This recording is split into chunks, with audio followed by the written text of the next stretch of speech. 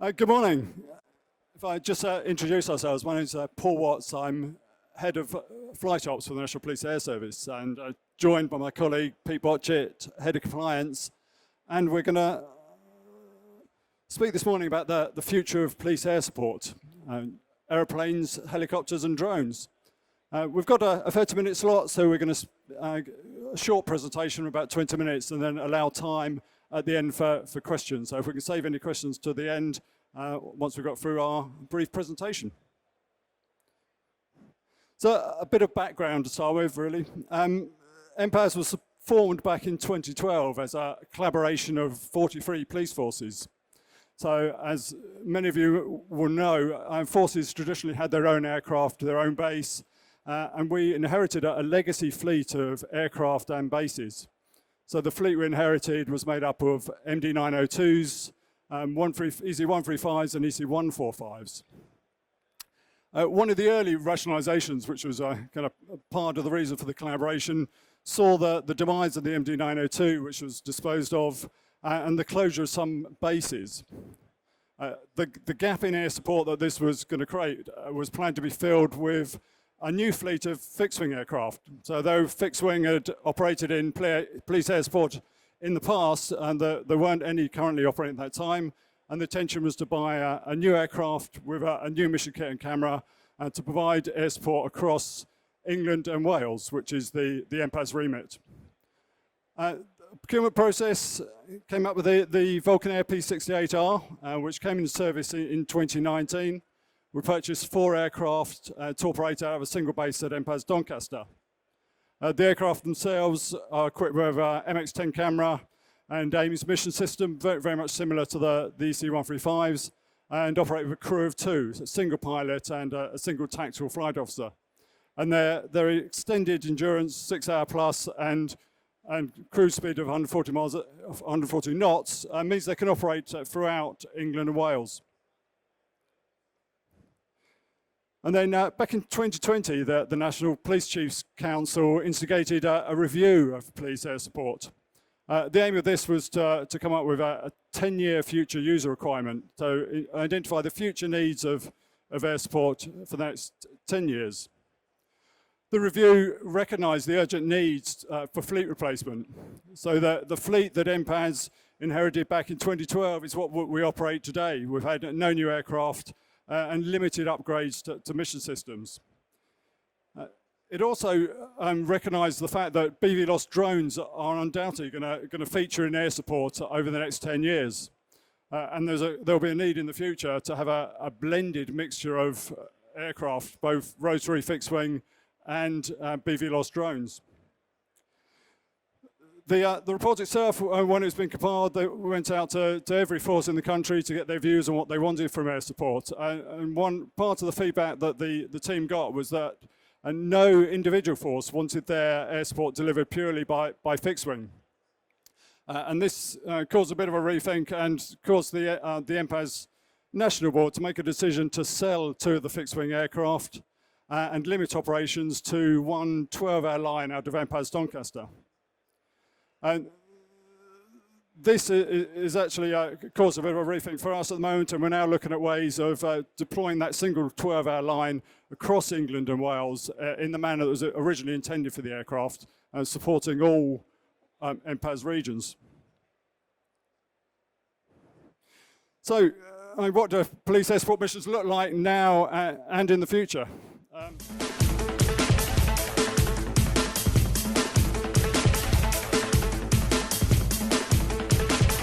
381, runway 19, clear takeoff, citizen 2301.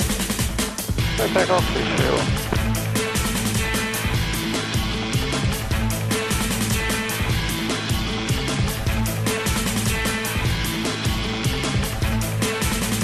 Yeah, at the junction now, he's at the junction of Balfour Lane and Sandy Lane, just ahead of you now. Yeah, he's now making off at speed on the push bike.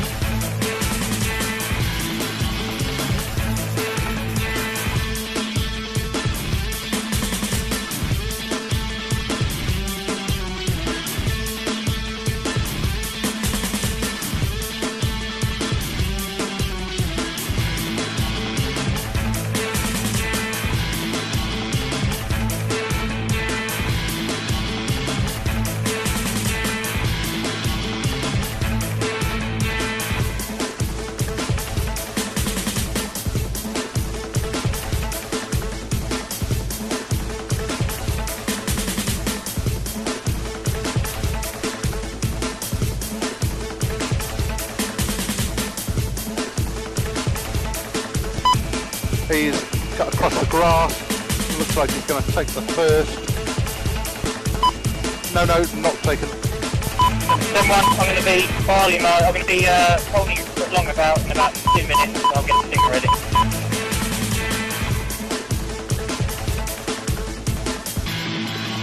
NPAS 16 officers are approaching the van, he's held in traffic. NPAS 16 officers have the man, he's out of the vehicle.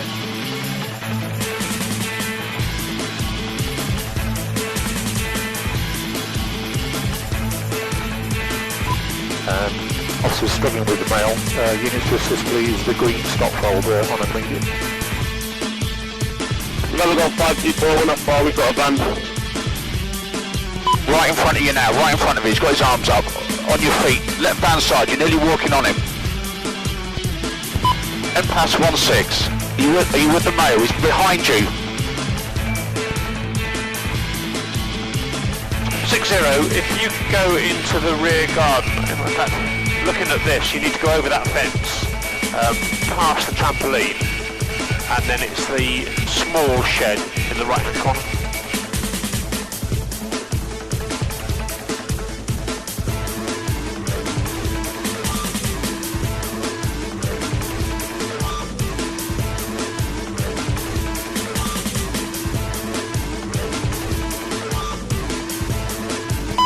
Standby, vehicle slowing, and it's a stop.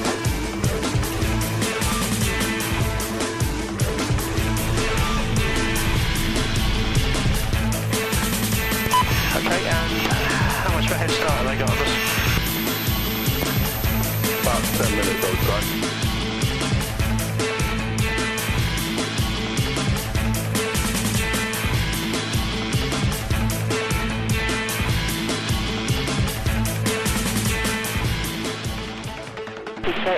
Roger 19, clear for land threshold, move on. 19 clear land threshold there, go on. The video really demonstrates that it's a few years old, but it shows that we still operate the same types of missions, and actually we're still operating the same types of equipment that we had when NPAS was formed back in 2012. And in fact, my 20 years in air support haven't seen a dramatic change in the type of missions we carry out. Routinely, this is focused on searches for people, searches for vehicles, and vehicle pursuit management. Security operations, certainly the ability to provide an overwatch and an airborne command and control is where the helicopter and the fixed wing can really come into their own. They can provide broad situational awareness and a large amount of information to force commanders on the ground. And this feeds into evidence gathering. Everything we do is recorded and can be used certainly later to identify suspects and evidence for prosecutions. Contrary to probably popular belief, we actually carry out very limited surveillance operations. Our platforms are almost entirely overt and don't get greatly involved in surveillance. And again, in the future, we don't anticipate any sort of increase in surveillance requirements.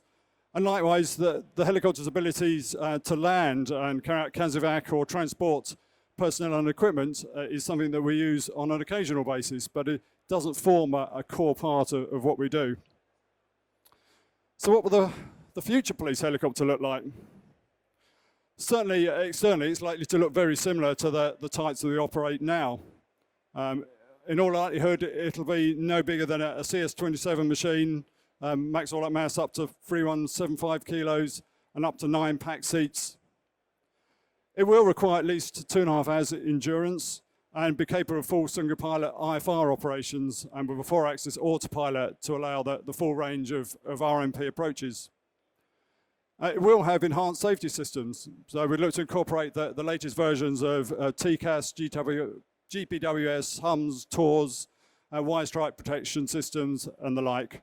So a more capable machine, a safer machine, but the area for innovation really will come within the mission system.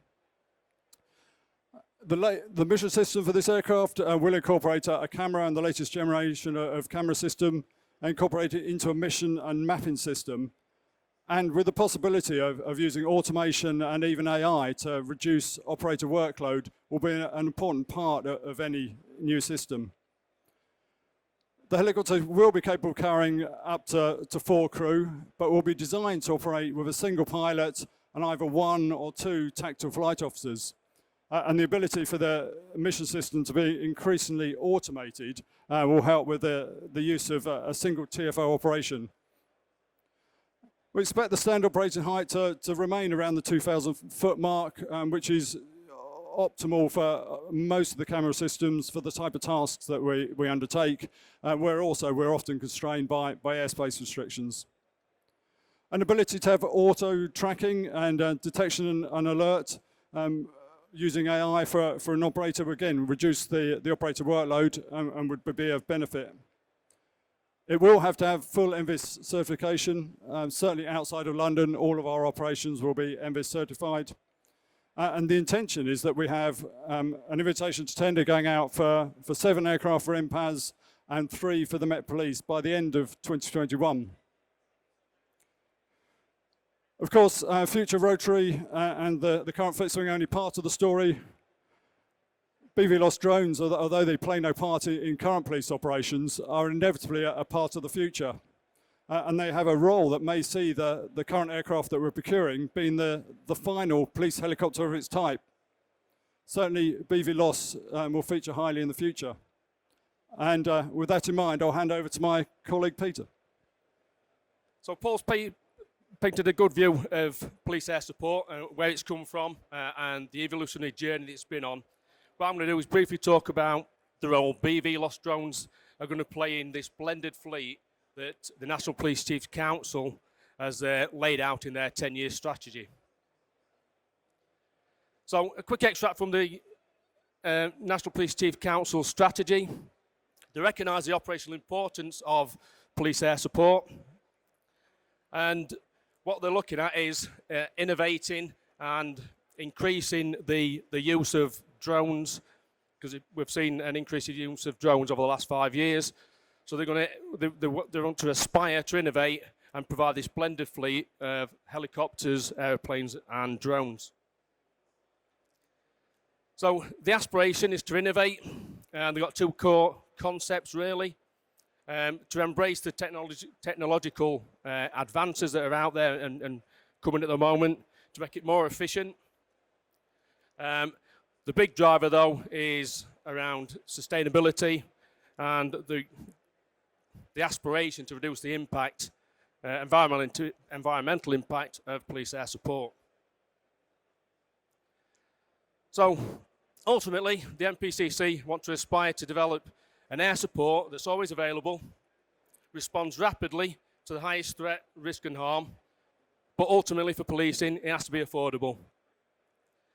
Now, to reach that goal, the most effective solution that the NPCC and the Home Office are supporting is the development of a drone-based response capability that can operate routinely beyond visual line of sight in non-segregated airspace, no mean feet, at a lower financial and sustainable cost, compared obviously to conventional assets, because the aspiration is potentially by 2027 to reduce the number of conventional assets and replace them with some form of beyond visual line of sight capability. So this is a picture of what currently exists. We've got 39 of the 43 forces currently utilising small drones of various sizes, mainly operating this is from the NPCC aviation strategy, so mainly operating around sort of next street concept, with NPAS providing the gap, or filling that gap that the current drones aren't operating in. But the vision and the future aspiration is that potentially utilising beyond visual line of sight is the end goal, but extended visual line of sight and visual line of sight operations with the local forces around the next street, potentially the next estate, and creeping into the next town. But then we're we're expecting to see an uplift in the size of drones for the capability that they want. As we're moving on to the next county, the next region, there's going to obviously be a larger step up in the size of drone that's going to be needed. A lot more resource, obviously more cost. And then there's an aspiration for a national cover, going to be financially acceptable to policing, but there are current pan-government projects that the policing may be able to tap into as these start becoming approved. So the main reason that the NPCC are focusing on BVLOS is exactly that. They want to expand the benefits that they're currently receiving from drone work and get them to operate further, faster and for longer. I said big driver is reduced carbon emissions and noise. Noise is the big one, especially in and around the metropolitans. There's a massive ministerial push to reduce that level of noise that conventional aircraft are impacting on those environments. Next one down is definitely for policing the affordability. If they can reduce that bottom line, then that is another driver. And they do see BVLOS, I say, as the golden goose that's going to drive that cost down and also increase the operational capability. If it's dirty, dull or dangerous, they want a drone to do it, and expanding that capability, that endurance, is the key. But where the gap moves from local drones to also local force use of drones to potentially NPAS, utilising their aviation experience on the larger drones, it's all around the local ownership. So local forces can concentrate on the local issues using that tactical option. So it doesn't come without its challenges, so most people are aware. We've currently, within NPAS, we've got a Futures Innovations programme that's looking to explore and develop beyond visual line of sight capabilities for drones. The key enabler is detect and avoid, we think, to be able to detect and avoid uncooperative aircraft. But with policing, obviously we operate in different environments. So you've got the likes of rural areas, Norfolk and Suffolk, to the metropolitans, such as the congested airways, such as London. So we're going to have to define clear user cases for these detect and avoid capabilities, because we do think that there's going to be a different level of detect and avoid dependent on where these aircraft are being operated. And as we move on, I said, going on to the larger aircraft, there's going to be uplifting resources. And one thing that we have got to determine within policing is what that uplift looks like to get a true understanding of the through life costs. I think we're seeing already some congestion of the radio spectrum. So another area we're concentrating on is what that looks like. Maybe how we can incorporate SATCOM. But on a similar theme, it's the security of the controlling functions and also the security of the video downlink to policing. There is work ongoing to see what is an appropriate level of security. So we know what the future looks like with police air support. There is opportunities to collaborate with different pan-government organisations. We've got Border Force, we've got the MCA. So there is work to how we can collaborate and work together. But the ultimate goal is to develop an efficient and sustainable and affordable capability police air support. So that concludes our presentation this afternoon.